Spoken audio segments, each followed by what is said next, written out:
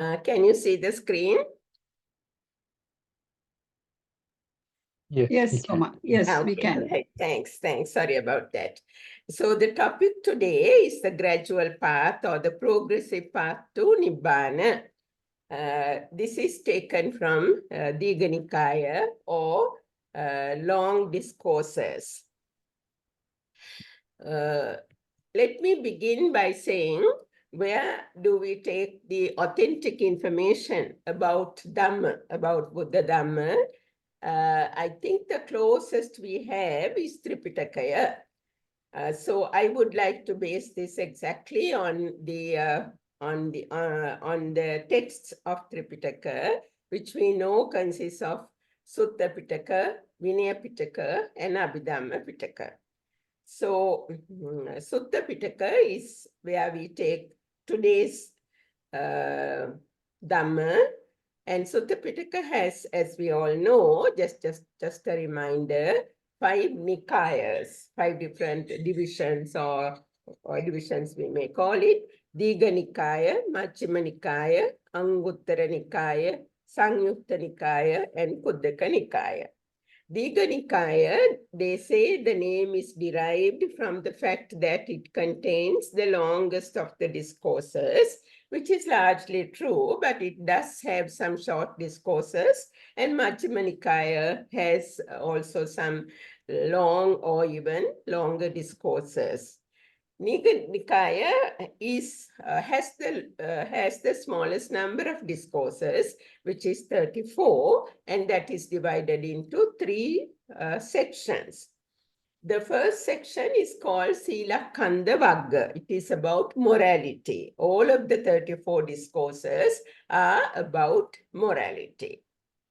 And our source for this talk is that section, Sila Kanda. However, we need to remember these texts have been subsequently supplemented by Atua or commentaries. And also, for some of the information, scholars generally refer to what we call it, Visuddhimagga. So actually, particularly for this section, Visuddhimagga also needs to be referred to for more details. This is one of the discourses that I truly like and want to refer to from time to time, and it also helps our practice. We are very fortunate that these texts have been translated. I think it's been the translators and the editors have rendered a major contribution to the world by allowing or by enabling the English-speaking world, largely the Westerners, to have access to Buddha Dhamma, which we know has made a huge difference. So Digha Nikaya has been translated by Maurice Walsh and Bhikkhu Sujata, Majjhima Nikaya by Bhikkhu Ñāṇamoli and Bhikkhu Bodhi, Sanyukta Nikaya by Bhikkhu Bodhi, Anguttara Nikaya by Bhikkhu Bodhi, and Kuddaka Nikaya. I really haven't come across the entire Nikaya being translated, but because it's a fairly large sort of collection of various segments, like Jataka Katha, Terigata, Teragata. But I have seen Sutta Nipata, which is a very important part of Kuddaka Nikaya, translated also by Bhikkhu Bodhi. So for the translations are something which we have to be very careful, and I don't really understand. It's very difficult to read the English text only, so it's always good to refer to the Sinhala and the Pali wherever it is possible to do. But today's words that are used are from the translation by Maurice Walsh and Bhikkhu Sujata.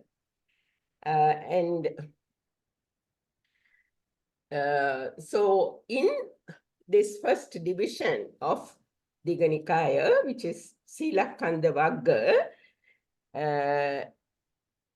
there are, as I said, 34 discourses. The first one is Brahmajala Sutta, and that is about the various views, wrong views that were held by the teachers, prominent teachers in the Buddha's time. So it's a beautiful discourse which gives a very comprehensive uh, review of those various views. But why it is so important is for a reason more than that. That is the sutta which gives a very comprehensive description of of how to practice morality by a bhikkhu. It's, I think, very particular to bhikkhus, to people who leave this household life and enter the homeless life to achieve Nibbana in this life or in a short spell of time. So our discussion is also related to that description in Brahmajala Sutta, which is the first discourse in Digha Nikaya. So the other discourses, Samanya Pala Sutta, Ambatta Sutta, Sonadanda Sutta, Putadanta Sutta, Mahali Sutta, Mahasihanada Sutta, Pottapada Sutta, Subha Sutta, Kevadda Sutta, Lohicha Sutta, Tevicha Sitta. These 11 discourses, these are the first 11 discourses, except for one, all refer to what we are going to discuss today. That is why we said it is from Digha Nikaya. It's really very interesting. All of them refer verbatim to a certain section, which is first found in Samanya Pala Sutta. In this section, there are two other discourses. These are Jaliya Sutta and of course the Brahmajala Sutta. Jaliya Sutta is given as a very short text, but I think it has reference to some discourse later on. So Samanya Pala Sutta is what we are going to base our speech, our discussion on. Everything else has the same thing verbatim. In fact, in the text, it gives reference to Samanya Pala Sutta and says, see chapters, rather paras, this to this. So Samanya Pala Sutta is what we are going to talk about. I always like to feel what was this environment, the context that the Buddha gave so much insight and made people realize Nibbana or brought people into the path. I used to study Pali, very elementary Pali, at Dhamrevya Foundation by a very good teacher in the evenings. So it went from like 5 to 7, and most of the suttas were given in the evenings. So we could see our environment, the setting sun, the trees, the breeze, the calm, everything. So therefore, please permit for having put this picture, which has no relation to what we are discussing, but it does have a relation also. King Ajatasattu was sitting in the balcony one evening, and on that day, at that time, the sun, rather the moon, was shining bright in the sky far away. And the entire environment was supposed to be very peaceful, beautiful. And King Ajatasattu seems to be a person who liked and enjoyed that kind of environment. So he had all his amatya and his, retinue of people there. Sitting in the balcony, he watched that. And he said, I like to know I like to learn something today. And who should we go to find out more about life, what these teachers have to say, etc. And various people gave him names of various teachers, like at that time, there was who are they now? Ajat, they don't come to my mind now, but they are very famous. They may come to my mind. But finally, Jivaka was sitting quietly, and the king asked him, "What do you think?" And he described the Buddha, and the reports of the Buddha that speak very highly of him. So King Ajatasattu said, "Let's go and listen to him." So that's the setting of this discourse. And in the evening, he went with the people, with his people. And what did he ask? It's a long discourse. The second discourse in Digha Nikaya. We are not starting from the beginning because that's not very relevant to us. But essentially what he said was, "Lord, there are these teachers that I have visited and I asked them these questions, but I was not satisfied with them. Now I ask you this question. What is it? Now you are asking people to give up the household life and become a samanya, a samanera, a homeless person, live a homeless life. So tell me, what are the rewards visible here and now, sanduttika, of living such a life?" So it's an intelligent question. And I think it sounds a genuine question. So let's see what the Buddha said. But the beauty of these discourses is that the other 11 discourses also happened this way. People came either to ask questions or came to debate with him, came with different problems. But as we find in most discourses, the Buddha responded to them in a way that they could accept, in a way that shows Buddha understood and wanted to help, but very, very intelligently, strategically, he brought the discussion to the path.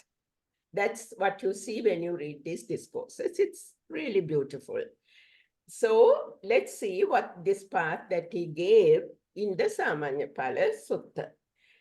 But this is only one way that he has described the path that we must bear in mind. There are lots of other discourses where the same thing is described in different ways.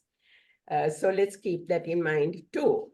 And let's also keep something else in mind. The Buddha stresses the value of sila or morality very much in these discourses. So here he talks about stages of attaining Nibbana. That is why we named this discussion as the progressive path to Nibbana. So what are these stages? We'll start with one of them, or at least the early stage. So he says, one must listen to Dhamma. He refers to householder. Let's also remember that Buddha always referred to bhikkhu, but we know bhikkhu includes anyone who wants to tread the path. So Buddha said, somebody listens to Dhamma and develops faith in the Dhamma, in the Buddha. And that person realizes the problems with the householder's life and the difficulties in attaining the path, living a householder's life. So he renounces the householder life and enters the homeless life, which really means becomes a bhikkhu. There he lives his life, his time, restrained by rules, vinaya rules, and then he develops that morality, that discipline to perfection, almost perfected in morality. So that is the first step that the Buddha gives. And I think this is important for us if we want to meditate and develop concentration. In order to do that, it seems, when you read the Tripitaka, when you read the Sutta Pitaka, it seems that everywhere the role of morality is stressed. It is the first step.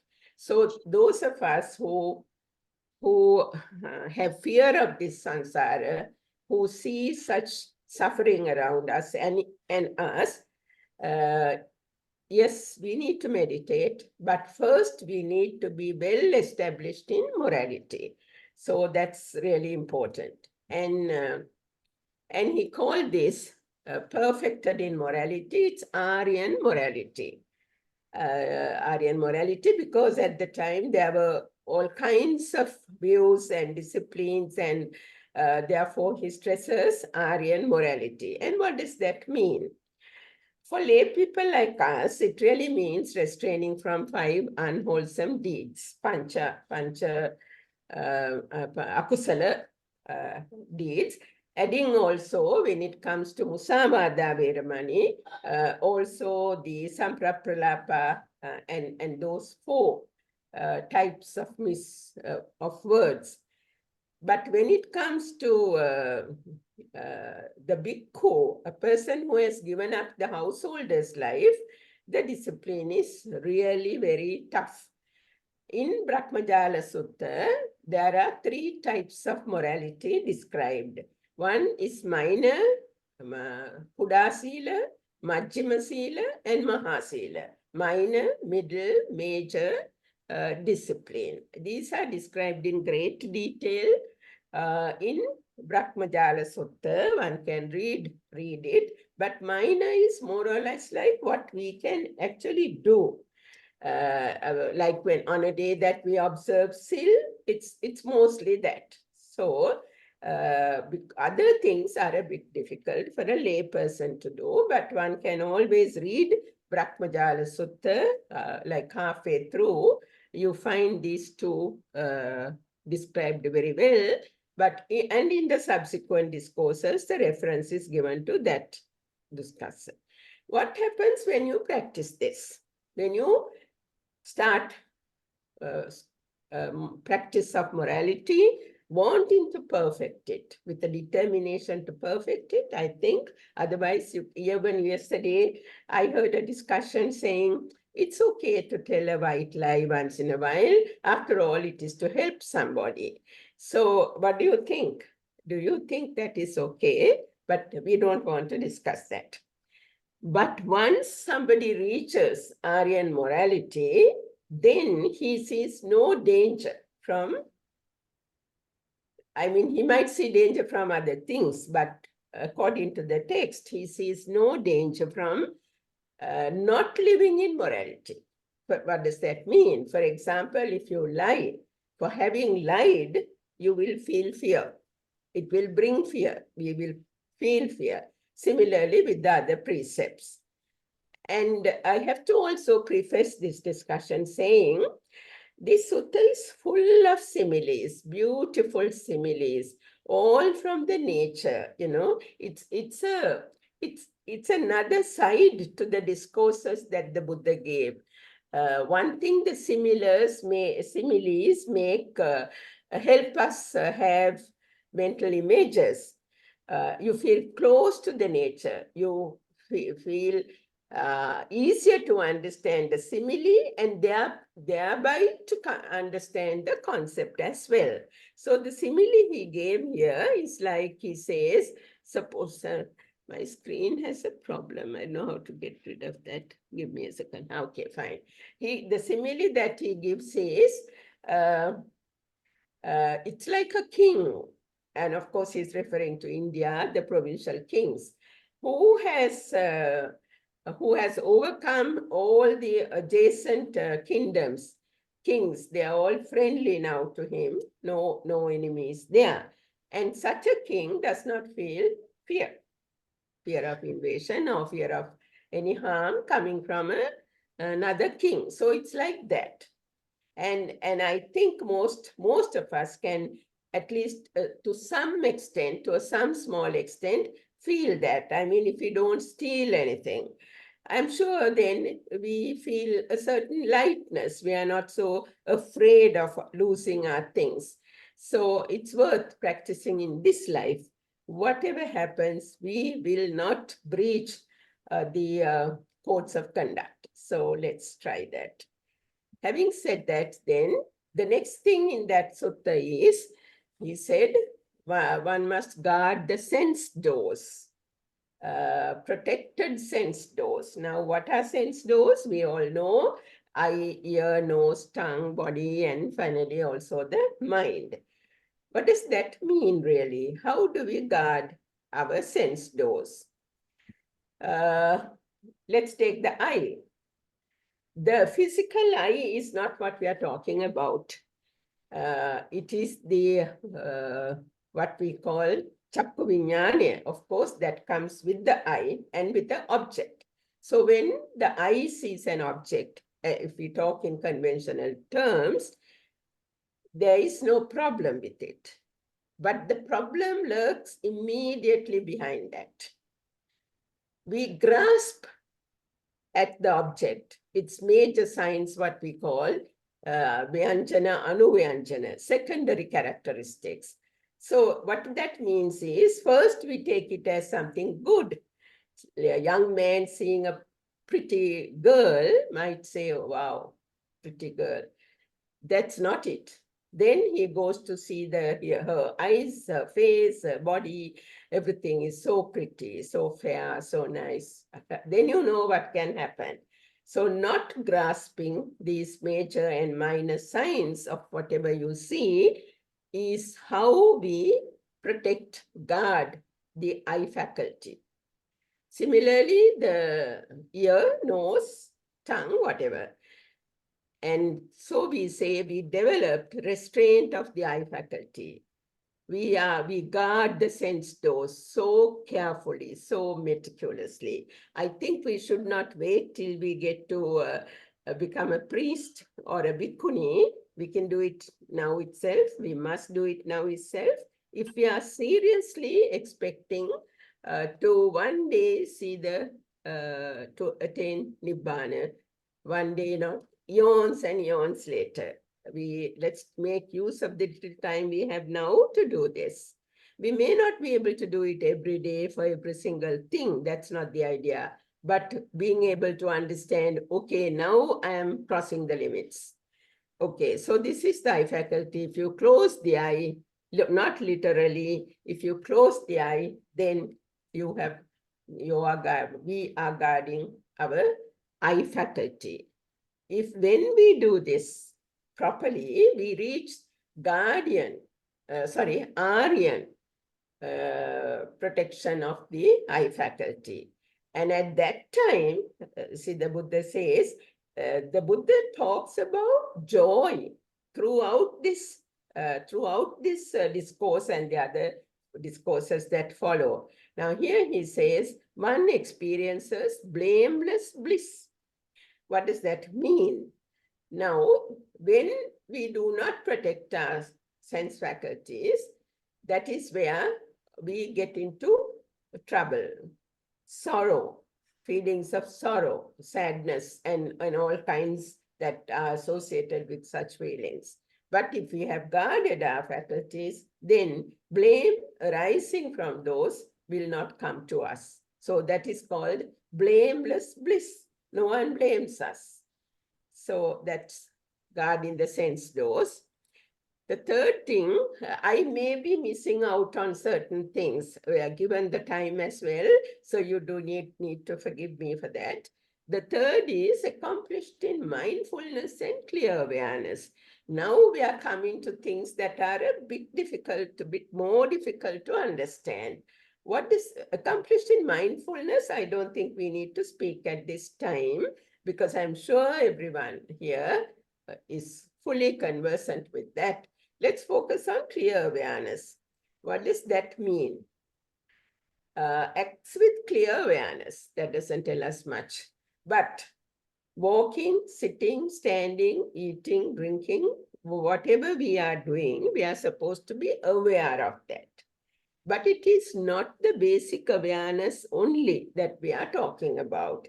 the text explains that in depth, and I think Visuddhimagga also explains it.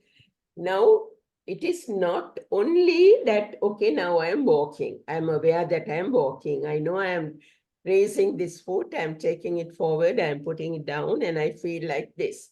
Fine, that's good. That's perhaps the first step, but that's not all. Sampajanna, or clear awareness, is actually sampajanna. Now, again, the problem of translation comes. Here is a clear example of that.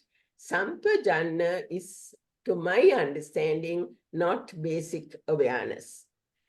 I'm sure it is very hard because all these scholars may have tried their best to get the correct translations. But that is why it is important for us to read refer to the Pali and the Sinhala, at least the Sinhala texts, to understand. So we also have to think, why am I going there? That is important. Otherwise, I mean, I can be very aware of what I am doing and then maybe hit an animal. I know I'm hitting. I know I'm raising the knife or something. So is that mindfulness? Is that awareness? The question here is, why am I going? We need to understand that.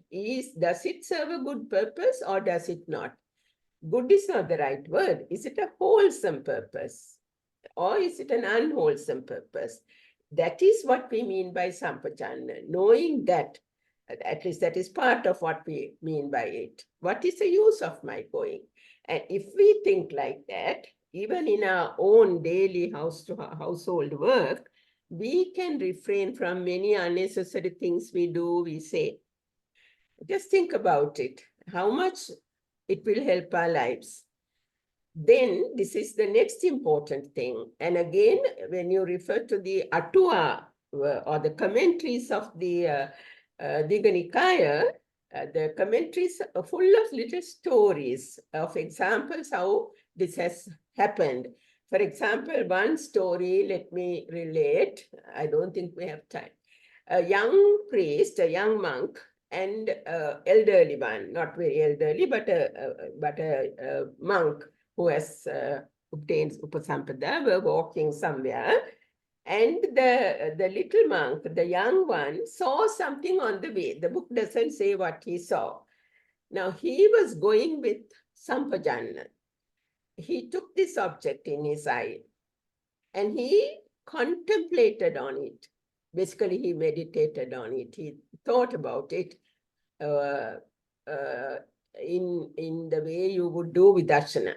He tried to understand what it was in reality. And in that spell, it is said that he attained Nibbana.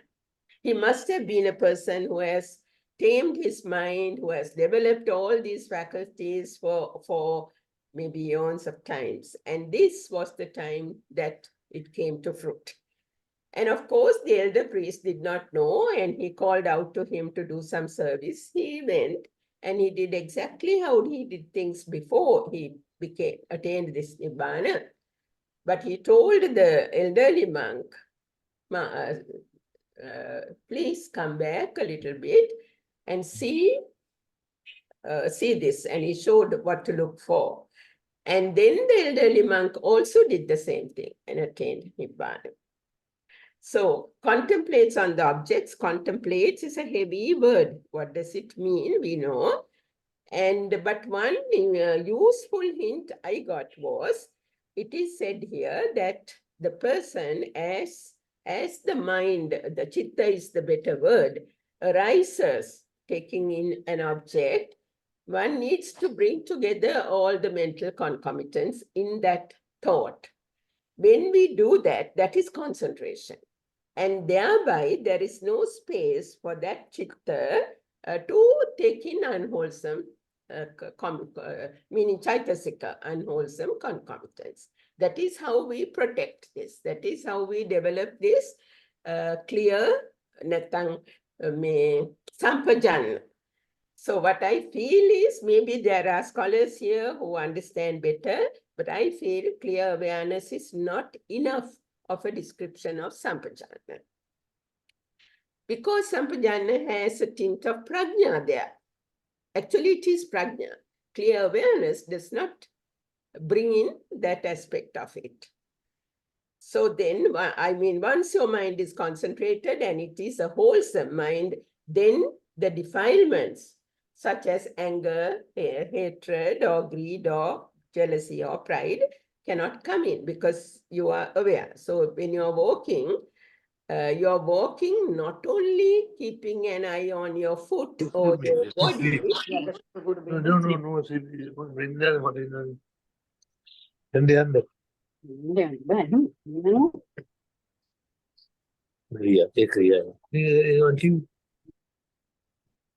Okay, should I continue? Yeah, okay. Continue. Sorry. Right. Then the next thing is, with guarded sense doors, one must try to be contented. And of course, contented means you are satisfied with your basic minimum needs. For a bhikkhu, it is the food, clothing, shelter, etc. And even for us, we need to know what's basic, what is necessary, but let us not dwell on that. But what it has to be when you're contented is, then you have nothing to weigh you down. You feel like a bird flying freely with only the burden of his own wings. That's all. So it's too much to ask from a person who's living a household life, but it's not difficult to get to some point there. Having done all that, Aryan morality, Aryan guardianship of the senses, and Sati Sampajanya, and contentment, then one sits down to meditation. It is the next step. I don't think you have to do it strictly in that order. You can try these out, but this is the order that brings the fruits properly. What do you do when you sit down? Now that you are equipped with Aryan morality, Aryan restraint, and Aryan contentment, these are important, these are prerequisites. These things help you make your mind suitable for meditation, prevent the mind from wobbling and galloping all over the place. He now concentrates on establishing mindfulness before him. Again, the translation problem here. In most books, this is what you find, like Satya Abhimukha Karaganna. That is the idea. So this is the best what the scholars have given us. We should stay with it. And then what happens? Now is the time where we are talking about the mind fully. He abandons certain things. These are the things that keep us whirling in samsara. What are these things? They are worldly desires, kamachanda, ill will and hatred, vyapada, sloth and torpor, kamachanda, vyapada, what is that? Not Uddacha Kukucha. Next is Uddacha Kukucha. Tina Midda, sloth and torpor is Tina Midda, and Vichikicha, finally. So I'm sure this is very familiar to all of us. Panchani Varana. These are the hindrances that keep us away from realizing Nibbana. So now he abandons this by focusing on an object and proceeding with meditation as instructed.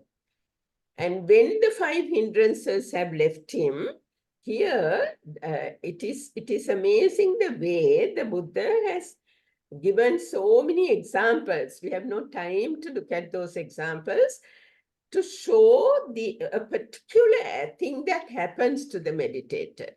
And that is joy. That is joy. Joy that intensifies on each step.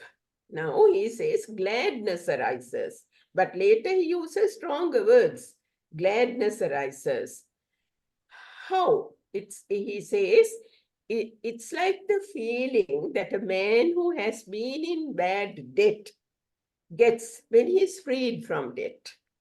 So a person in debt, he has worries, he has troubles, his debtors will come and harass him. So once he is freed, he knows, I am no longer in debt. My business is now doing well. I can marry, I can have a house, I am free. So imagine that kind of happiness. So that is there when the desire is eliminated. Abandoned maybe because still not properly, totally eliminated. Then anger, like a person might have terrible sickness, and so he worries about it. He feels the aches and the pains and the worries and everything, but finally he gets over it. And now he's free from the sickness. He can eat what he likes. He can do what he wants, etc. So it's that kind of happiness. And imagine a man who's been imprisoned for a long time. So when he gets out, he feels happy. So the imprisoned means he's locked in. It's laziness, sloth and torpor, laziness of the mind, laziness of the mental concomitants. A man released from slavery. In slavery, he can't do anything he wants. He's not the master of himself. He's always subservient and needs to obey someone else's instructions. And that is because of Uddacha Kukkucha, the fourth thing. Then imagine a man who is carrying things and walking on a difficult path, like in a desert or some other very difficult terrain, and finally he emerges in a village. So then all the pain, suffering he felt while walking that difficult path is now gone. So he has access to food, access to water, access to wherever he wants to go. So the doubt is gone. But again, these things are described in much more detail. Why this simile is so fit. When we try to do that, we can understand each of these hindrances better. So it's, a man walking in a difficult terrain like this, and he emerges into a village. Now he can sit and relax. And he feels happy. It's that happiness. So then, with the elimination or with the temporary abandonment because jhanas, you don't eliminate all forever. So then the person attains the first jhana. He knows now his 5 hindrances have left. We don't know it because we don't have a mind that clear. And we have not eliminated the hindrances. Now gladness arises. This is what happens. Always reference to gladness, happiness, joy. It's associated with dhyana. And from gladness comes delight. Can you see how subtle the differences in the meanings used in the discourses? Now, not only the mind, very, very emphatically stated in this discourse, the body is tranquilized. Body too is tranquilized. You don't have to shift here, shift there, get up and walk. You're fine with where you are. If the body is tranquilized. And it's detached from sense desires and unwholesome states because we have removed we have abandoned the 5 hindrances. So he enters the first jhana. So this is what we mean by first jhana. In English terms, the mind has these concomitants: thinking and pondering, filled with delight and joyful tranquility. See, delight and joyful tranquility and oneness of mind. Sinhala or Pali is better to understand. Vitakka vichara, priti sukha ekagata. This is the sense of the jhanas. This is the first jhana that one attains. Vitakka vichara means initial and sustained thought. I mean, it is like the mind first gets on to the object and then then what do you say? In Sinhala we say sammarshane karanawa. It feels the object. It's all over the object. So that is what the dhyana does. No, we are all trying to get our mind onto our nimitta and keep it there. So when you attain the first dhyana, that it has already happened. Then there is priti and sukha and ekaggata, meaning oneness of the mind or concentration is there, right? So vitakka, vichara, priti, sukha, ekaggata, you attain the first jhana. And you are happy, you're full of happy. I'm sure we could recognize someone in a jhana, first jhana. So now the meditator goes on. It doesn't stop there. If you stop there, you will lose that jhana. It is really nothing very much. If you develop that jhana and you get out of it and then you die, you can even, be born in an unwholesome place. So we don't stop there. We have to develop the second, third, and fourth and fifth jhanas. Now in the Sutta Pitaka, they refer to 5 jhanas. In Abhidhamma, it's only 4. Now in the second jhana thought, this is a thought, this is a mind, a thought, let's say.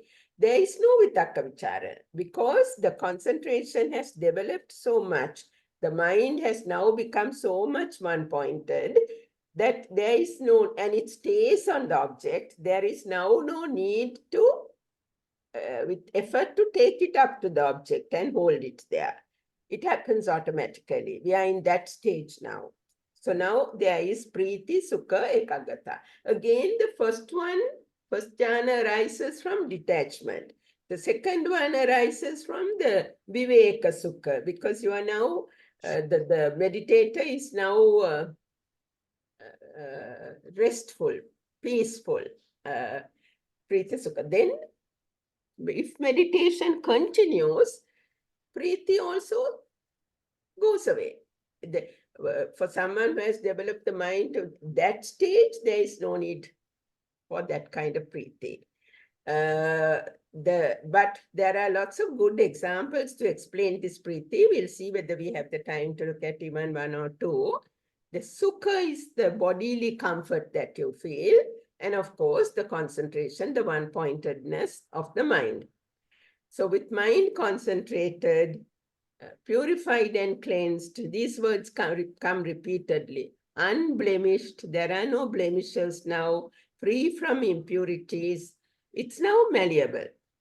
You can work on your mind. It's workable. It's well established on the object that you want it to be established on. I'm not sure what this imperturbability is, but it is also firmness, well established.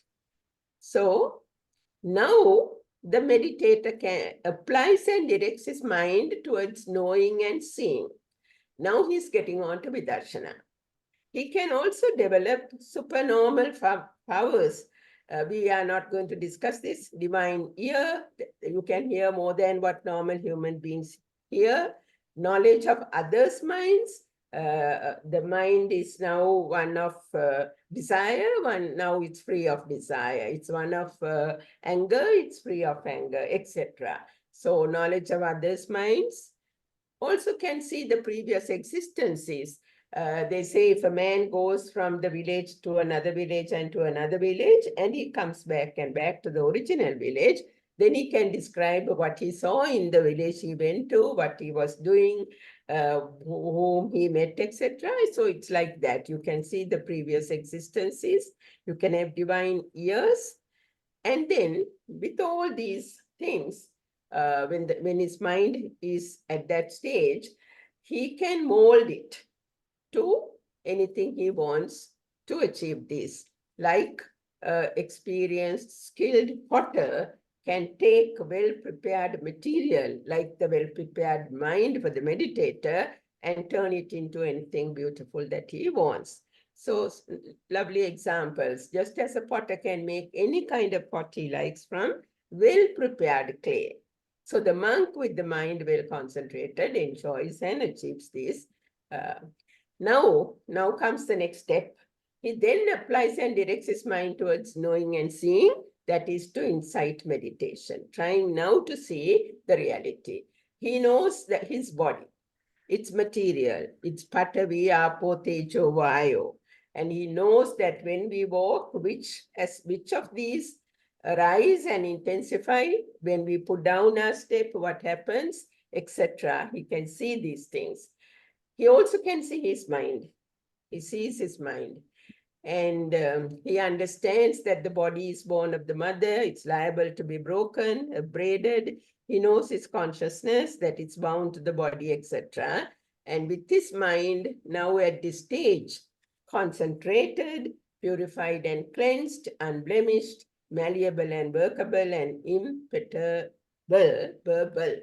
he directs his mind to destruction of the corruptions, the final stage, asava. There are apparently there are 10 types of knowledge that the meditator can achieve. The final is, I mean what we discussed, Dibba Chakku Jnane, Dibba Sota Jnane, Parachitta Vijnana Jnane, Pubbe Nivasanusati Jnane, that is what we discussed earlier. Now he directs his mind to the final thing, the destruction of the corruptions. So again, corruptions is the English word that we know, asavas. Asava is like a, in Western medicine, we make concoctions. I don't know whether that is the right term. We put a lot of things and boil and boil and boil. So it's something like that. These things are in our mind. We have to destroy them finally. So then he knows the first thing he realizes is the suffering. But though we say suffering, there is a lot to understand there. There are many aspects of it that has to be understood, that has to be seen, that has to be practiced, etc. How does the suffering originate, its cessation and path? So these 4 words, the entire something like even Visuddhimagga is explaining all these things, but the meditator is now able to see these.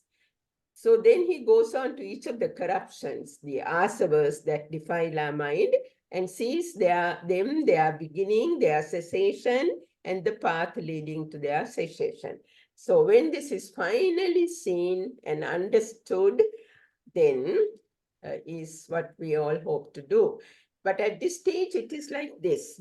One simile given in the Pelapota is that a man with good eyesight stands on top of a mountain, and below him is clear water in a pond. So he can see now what is in the pond, the fish, the pebbles, and all of that. So it's just like that. So the meditator at this stage can fully see everything. So this is the example given. So through his knowing and seeing, his mind is now delivered from corruption of sense desire, kama chanda. That's what we all have. We all have desires for our houses, for our clothes, for our jewelry, for our wives, husbands, children, everything. For becoming, we want to be born. We want to be born maybe in the Rupa worlds, Arupa worlds, and of course our ignorance, which we don't even really know. Then knowledge arises in him. This is deliverance. No, I am now delivered. My birth is finished and my holy life is lived. What is meant by all this is holy life is lived means that there are things he had to do to deliver his mind from corruptions. He has done those. That's the understanding. And done what had to be done. Now there is nothing further here. So he understands that. So the person who achieves Nibbana, attains Nibbana, knows he has attained Nibbana. So it's like a fire, a burning fire was there all the time. And with this knowledge, it's gone. It's gone. The final Nibbana is achieved. So through his knowing and seeing, his mind is delivered. Oh, I'm sorry, I'm repeating this. No, right, let me take it out. So in Mahasatipana Sutta, these stages, the Sowan Magga and Pala, Sakadagami Magga and Pala, Anagami Magga Pala, Arahat Magga Pala, these chittas come at the stage that we just talked about. And it's like, so King Ajatasattu was, of course, very happy. Having heard all this, he was very happy. And the Buddha subsequently says he understood all that. And he gave lots of similes to explain how well the Buddha discussed this and how he felt. But his final example is like he lit a lamp that dispelled, that produced light which dispelled the darkness around him. That's how he explained it. And the Buddha subsequently told who was there, the Kassapa, yeah. With this, having listened to this discourse, King Ajatasattu could have attained Nibbana had he not killed his father. So he asks for forgiveness. I mean, forgiveness is also not the right word. The Buddha accepts it, and thereby, but there is nothing to stop stop what he had to suffer. So he is apparently in a bad world now, but he's supposed to come back and attain Nibbana. So may the Triple Gem bless you to see the light of Nibbana and in the darkness of samsara. Thank you very much for your patient listening. And if I had missed something, omitted something, or said something wrong, I ask for your forgiveness, because I am really learning, not teaching. Thank you so much.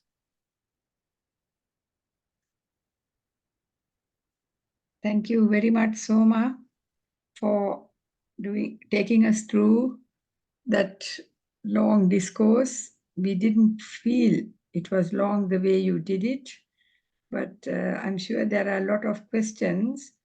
It also shows something that is often debated on, and I don't think we need, perhaps the question will be raised, but the jhanas, sometimes we hear, but it just shows how important the jhanas can be and how they progress to insight. And when we look at even this on a more simple level, even the Ratana Sutta or anywhere, the samadhi, the anantarika samadhi or the jhanas, they are so praised by the Buddha. So it just shows how important that aspect of the mind development, that type of meditation, and those achievements, attainments are also of great, great value. Thank you, much merit to you.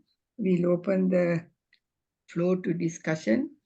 You can unmute yourselves. I think we only muted people on entry, and somehow that had stopped happening, and there were a few disturbances. I'm sorry, Soma, there were disturbances during your presentation. No problem. But all in all, I think it was very clear, and yeah. If you stop the screen sharing, I think we would see more. And as Mahendra says, could you stop that? Sure. We could get everybody. Yeah. We could have that's fine. Now, could you either raise your hand or unmute yourselves? And I'm sure you can unmute yourselves. I'll double check that.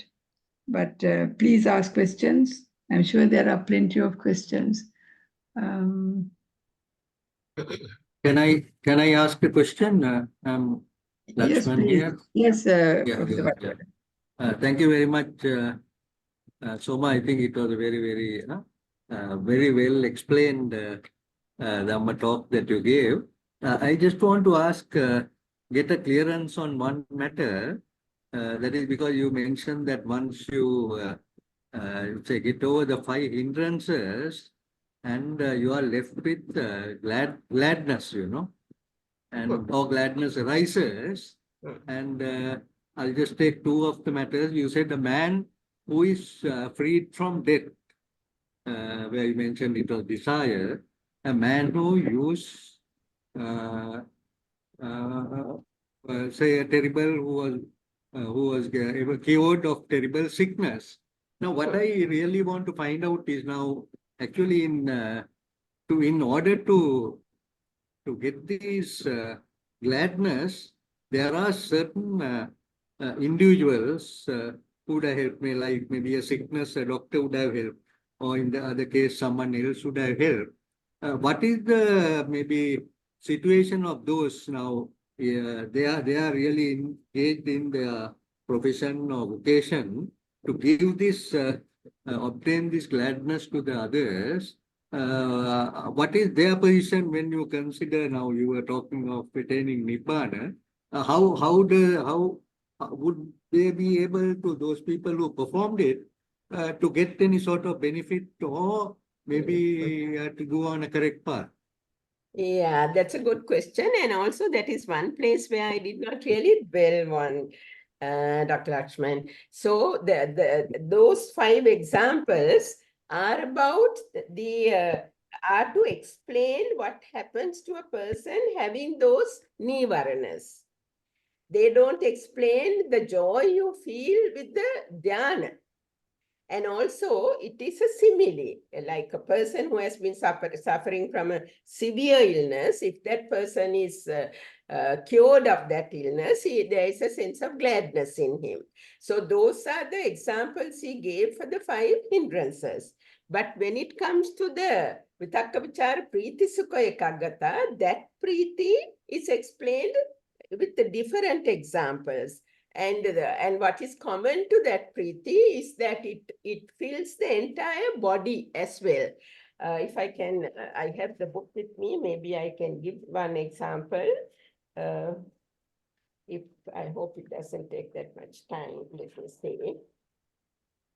Actually, so what I was asking is, Yeah. now the people who really perform that act, you see, now he may have, Right. you Oh, gave an okay. example, but Yeah, say a okay. doctor, Yeah. a Right. doctor has done operation, it was successful. What is their position? Right. Now they haven't done anything, what can we say, to abandon the 5 hindrances. They have helped a person to be cured of a physical illness. And with that, the person feels happy. It's not like the happiness you get when you actually attain a dhyana. That's a different thing. We can't say the way I understand, the doctor didn't help the person to abandon the nivaranas and get into a higher state of mind.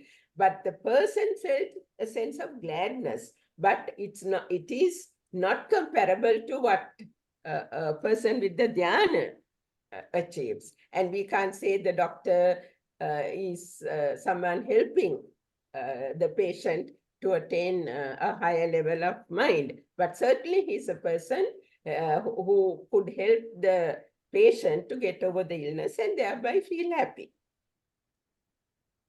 But that's a very good question. No, because actually there are now doctors who are good Buddhists. They are practicing it, and they also their main aim is to see that the patient is cured. That's why I'm asking, what is the benefit that they will get now, according to our maybe? That's what I'm asking here. What is the benefit that the doctor will get? Yeah, right? Yeah, of course, the doctor will. It all depends.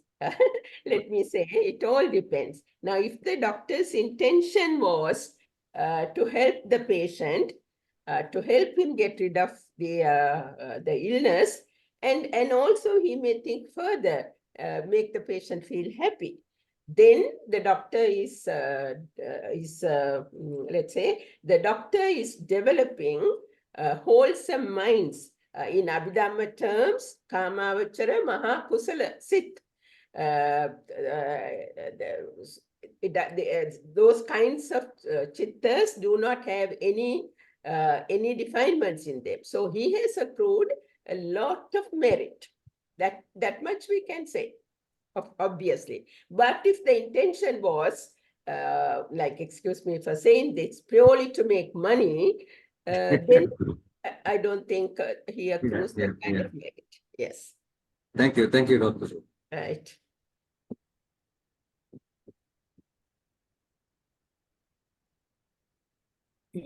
Soma, Yes. thank you very much for delivering such a nice way. And I think all in all, it's with you described Satyanana, Rutanana, and Rutanana as I gathered. Mm. Is it correct? Satyajnana, Kritanyana, yes. That is when you, like when you understand the suffering, etc. Yes, those jnana come. But the 10 jnanas that we referred to after achieving all the jnanas, they are slightly different. They are like Kubbe Nivasanusati Murti, Kubbe Nivasanusati, or Dibba Chakku Dibba Sota. Those 10 are finally Asavaksha jnana. But there are 3 jnanas that you described now comes as you realize each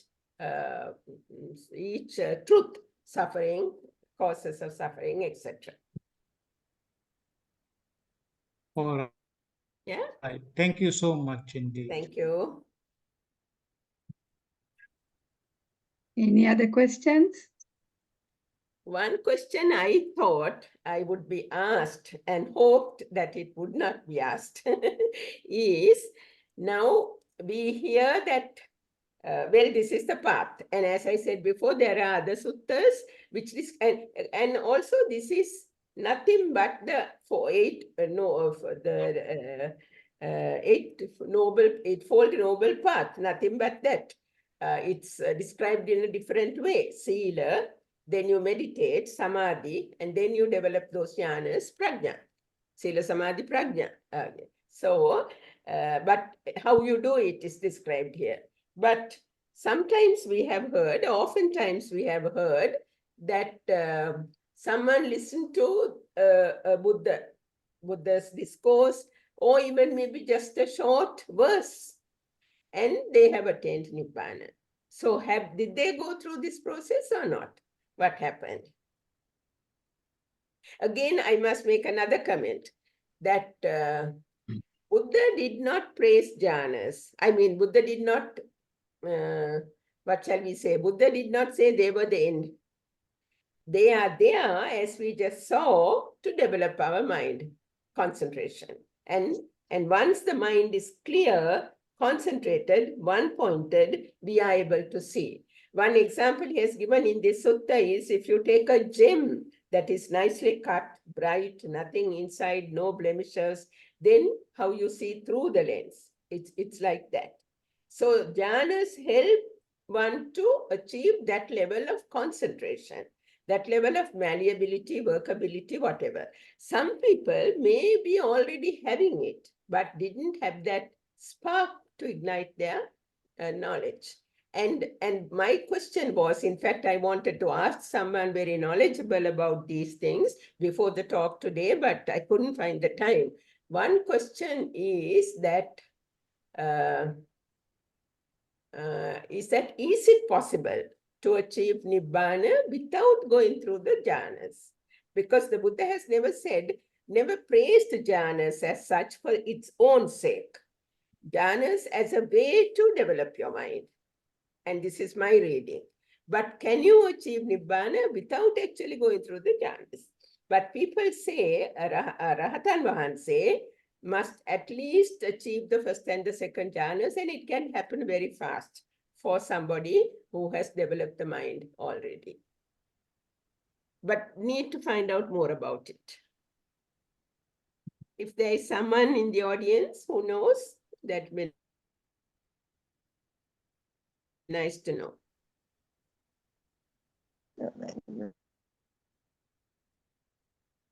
Yes, Malika. Can Yeah, I go on, say Malika. something, Yes, Manori? of course. Yes, of Ah, course. Yeah, thank you so much. It's a very deep explanation about the Nibbana. I was just thinking now, Nibbana is No, Malika, you're breaking up.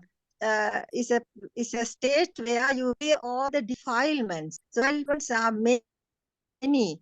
There are in various suttas describes that in 1,500 odd. So I'm just trying to input this. Nibbana is one area where you are able to diminish all the erase all the defilements. That is also an explanation to the Nibbana. So I think the Abhidhammic way it's explained in many different ways. As a layperson, my understanding is that if you know that your mind is full of anger, jealousy, like that, so if you can through closer supervision of your mind, if you can clear it, I think that is the place where you become blissful. So Yeah. that is a layperson's understanding. I just like to put this across. It's subject to criticism and examination. Thank you. Mm. Yeah.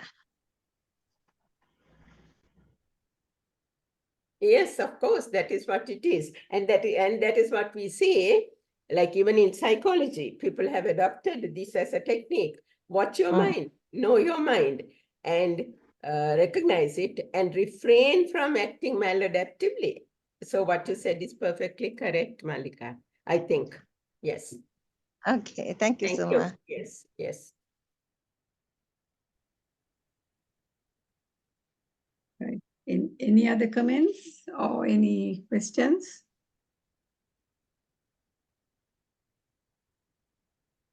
Right, then I think we can wind up. I just like to tell Dr. Professor Vatawala for his question about how a doctor should feel. It takes my mind back to the talks given to medical students on entry, the new entrance. One which I remember very well, which sort of stuck in my mind, was given by Dr. Philip Veerasingham. And he brought in entirely on the four Brahma Vihara. And so he spoke, obviously, you can make out how a doctor should have metta, karuna, and so forth, and also gladness that the patient is well. But he said not to think that it has to have some upekka in it, not to get too taken away that I've done it. Like that is where perhaps you would feel upekka was brought in as the way to handle that sense of achievement in doing it for a patient. Yeah. So even in the jhanas, Manu, once you get to beyond the third jhana, there is no priti. It's only upekka and ekagata. Right. Dr. Mahendra Gonsal Koral, any comments? Can you hear me okay? Very clear. Right. I wasn't intending to say anything, but this question about the doctor and quote rewards intrigued me because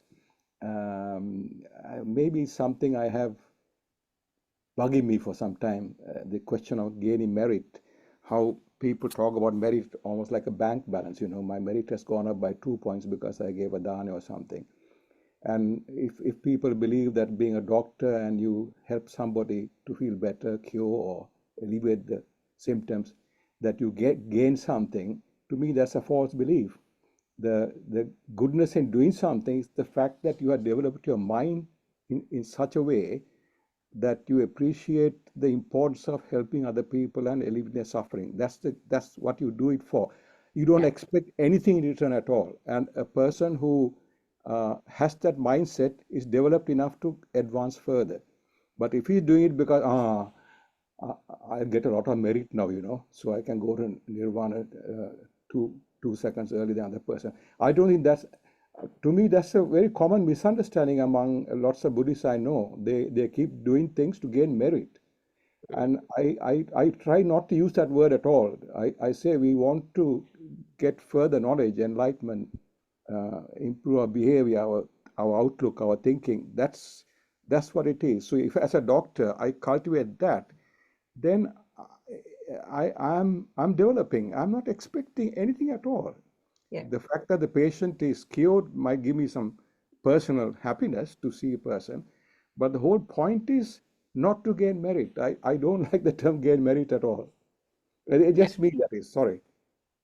No, that's very true. In the Patana Prakarana of Abhidhamma, there is a whole chapter, a lot of explanation that by thinking we are doing merit or having done whatever it is called by merit, can be the cause of doing or getting for unwholesome thoughts. Now, a doctor, let's go back to the case of the doctor. A doctor does it thinking by doing this, I am doing a help and I am going to be born in some place or I am going to get this or the other. All those thoughts are what we call unwholesome thoughts. They are led by ignorance and they are akusal sit, one of the 12 akusal sit. Yes. So that is why it is so important to understand our mind.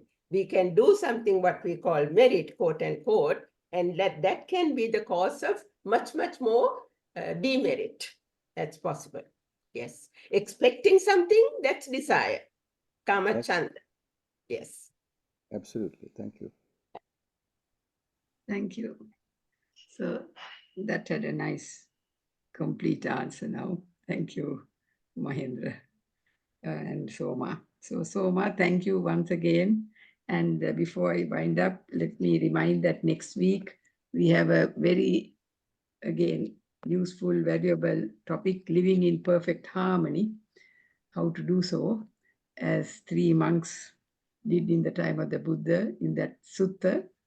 And let me just remind, especially those who are in Sri Lanka and in Colombo, if you can make it to the Maitreya Hall, please drop an email and we'll send you the invitation. We'll be only too happy to see you there at the first public oration. And that's been delivered by Dr. Elizabeth Harris, who has delved a lot into the history and written books on it, on the life and work of this Bhikkhu Ananda Metteya. He was